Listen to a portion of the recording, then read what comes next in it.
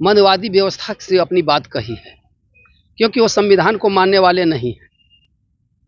जहाँ विचार और विरासत की बात आती है तो विचारधारा के साथ नहीं हो, विरासत के साथ अपने जो है बाबा साहेब का नाम लेता है। और कहते हैं कि दक्षिण कोरिया कहती है, नेपाल भी कहा है, चाइना भी कहा है कि बाबा साहेब हमारे देश में जन्मे होते, दक्षिण अफ्रीका भी कहा है, तो मैं एक सूरज की तरह उनसे मैं पूजता। भारत लोग आक्रोश है, आप इससे क्या कहना चाहेंगे? सर्वप्रथम आपके चैनल को धन्यवाद देते हैं। स्वागत है आप लोगों का कि रामगढ़ की धरती पर आप लोगों ने चल करके आया है। अमित शाह ने मनवादी व्यवस्था से अपनी बात कही है, क्योंकि वो संविधान को मानने वाले नहीं हैं। जहाँ विचार और विरासत की बात आती है तो विचारधारा के साथ नहीं हो, विरासत के साथ अपने जो है बाबा साहेब का नाम लेता है। और अमित शाह जो अपना बयान दिया है कि राम का नाम लेते तो 7 वर्षों तक जो है स्वर्ग में रहते। अभी ये पता चला, ये उन लोगों को अभी मालूम नहीं कि स्वर्ग और नरक कहाँ है। वैज्ञानिक ने चंद्रमा पर पहुंच गया, मंगल ग्रह पर पहुंच गया, कहीं स्वर्ग दिखाई नहीं दिया। जिसको देवता वो लोग मानते हैं उन पर जो है वैज्ञानिक पहुंच कर क्या कहें, ये कड़वी बात हमें बोलना नहीं चाहिए था। लेकिन जब अपमान होती है एक महान पुरुष की, एक महापुरुष की जो है अपमान होती है, एक महान पुरुष की, एक विद्वान पुरुष की अपमान होती है, वो भी देश चलाने वाला जो है इस तरह की बात करता है, टीका टिप्पणी करता है, वैसे व्यक्ति को तो हमेशा सजा होना चाहिए। जिस गद्दी पर बैठे वो किसका दिन है, बाबा का या बाबा साहब? उसको तो यही समझ में नहीं आता है। हमें यह नहीं मालूम है कि क्या सत्ता पक्ष की अगुवाई करने वाले जो 2-3 लोग हैं पढ़े लिखे हैं कि नहीं पढ़े लिखे हैं, ये पता नहीं चलता। उसको यह मालूम नहीं है कि यह देश किसी भगवान से नहीं चलता है, संविधान से चलता है। पूरे देश के लोग, पूरे विश्व के लोग बाबा साहेब को अपना अगुआ मानते हैं और कहते हैं कि दक्षिण कोरिया कहती है, नेपाल भी कहा है, चाइना भी कहा है कि बाबा साहेब हमारे देश में जन्मे होते, दक्षिण अफ्रीका भी कहा है, तो मैं एक सूरज की तरह उनसे मैं पूजता।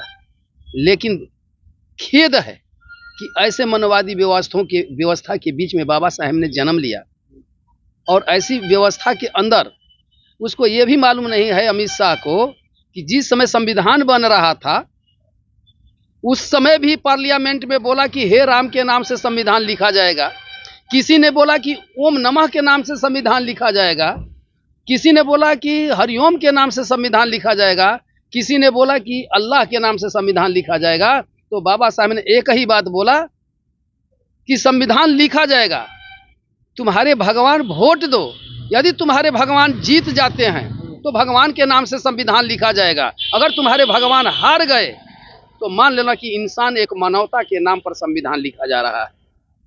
लेकिन जब वोट हुआ, अमित शाह को पता नहीं है, ऐसे नालायक को पता नहीं है, मोदी जी को पता नहीं। अगर 5 तक पढ़े हैं तो अपना सचिव और सेक्रेटरी रखे, उनसे तो पूछ लेना चाहिए कि संविधान बनते समय क्या स्थितियां गुजरी है।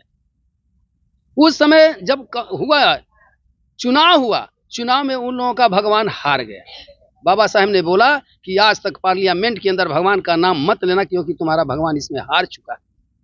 फिर भी इसको शर्म नहीं आती है कि भगवान का भी नाम ले रहा है पार्लियामेंट में, जबकि वो हार चुके हैं उसके भगवान।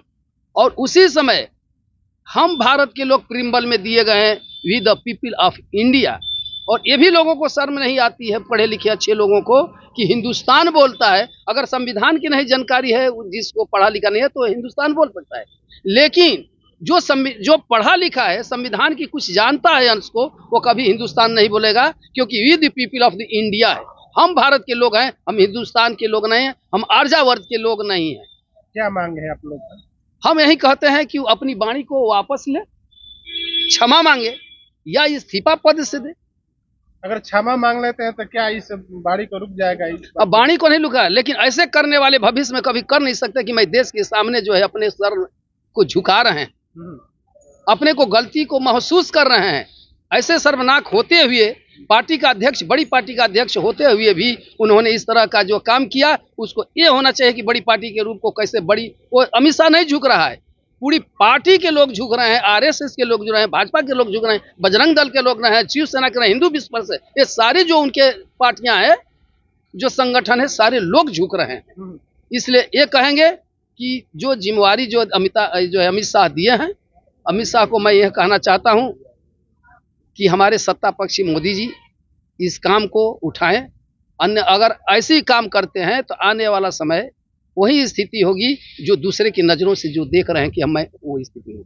कुछ लोग कह रहे हैं कि नहीं, 2025 का चुनाव को लेकर रणनीति तैयार किया गया है, इसलिए वो बातें बोले हैं। क्या इस पे कहना चाहेंगे?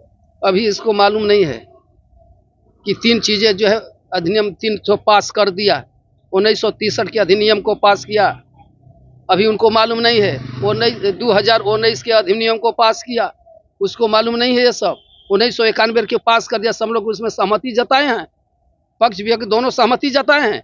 अब फिर भी अभी 2025 को लेकर ऐसा काम हुआ है, तो तू राम का नाम क्यों लिया कि 7 वर्षों तक जो है स्वर्ग में रहेगा? ऐसा क्यों गलत किया है आपने भाई? कुछ लोग कह रहे हैं पार्लियामेंट से बाबा साहब की प्रतिमा फोटो हटाई गई है, इस पे आपको क्या कहना है? अब बताइए, जार सोरोस का उन लोगों ने विपक्ष पक्ष के लोगों ने जार सोरोस जो अमेरिका का उद्योगपति है उनको लेकर के दिखाएं।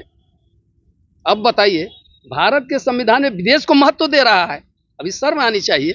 वो अभी उद्योगपति को, अरे अंडानी को उसमें लगा नहीं दो, क्योंकि आपके चलते चलता है अंडानी, तो अंडानी को क्यों विदेश के उद्योगपति जार सोरोस को लगा रहा है? सोरोस को अंडानी को लगा देता, यहाँ की जितने बड़े बड़े जो उद्योगपति हैं उनका लगा देता, और संविधान से तू क्या और पद को छोड़ देता। शर्म आनी चाहिए कि पद को हम छोड़ दें और उद्योगपतियों को लेकर के जार सोरोस का काम कर रहे हैं, भारत के सारे उद्योगपति को उसमें लगा दें और इस पद को हट जाए। अगर आपकी मांगे पूरी नहीं होगी तो क्या कीजिएगा? मांग पूरी नहीं होगी, यही तो सबसे बड़ी बात है। बाबा साहेब अकेले पूरे विश्व का मांग को पूरा कर दिया और पूरा करवा लिए। अब ये पता नहीं है कि देश का कुछ क्षण के लोग ये मांग नहीं पूरी होगी। जब अकेले थे तो जवाहरलाल नेहरू के पास, महात्मा गांधी के पास अपना हाथ जोड़े नहीं, स्वाभिमान की जिंदगी जिए। कुछ हैं पार्लियामेंट में, अभी जो है भाजपा के लोग कुछ हैं, रामदास अठावले जी भी हट रहे हैं, उन्होंने साफ बोला है कि मेरे बाबा साहेब के ऊपर कुछ भी होगा मैं तुम्हारा साथ नहीं दूंगा। पार्लियामेंट में इतने संसद है, उसमें आवाज नहीं उठा रही है, लेकिन देश के लोग आवाज उठा रहे हैं कि क्या रीजन है? सांसद के लोग भी आवाज उठा रहे हैं। अगर संसद के लोग आवाज नहीं उठे तो भाजपा से कई लोग जो है आवाज उठाए हैं। रामदास अठावले भाजपा के साथ ही उठाए हैं, ऐसी बात नहीं है। बहुत से उसमें जो है जो बाबा साहेब को मानने वाला, यानी जो संविधान को मानने वाला है, उसमें आवाज उठाया। जिन्होंने संविधान को नहीं माना वो आवाज नहीं उठा रहा है। यहाँ के कुछ भी लीडर हैं जो कि संविधान से जीत गए, आवाज नहीं उठाते।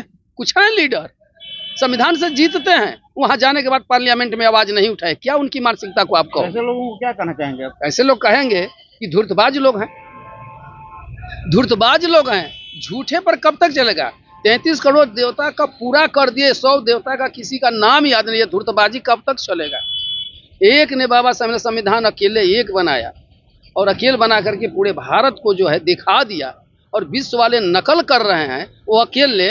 अब 33 करोड़ देवता जो है झूठे बना करके, अब बताओ उसका क्या हो रहा है? क्या परिचय हुआ सर? मेरा नाम जयचंद प्रसाद, मैं बिहार के कैमूर जिला के रामगढ़ ब्लॉक के रहने वाला। बहुत बहुत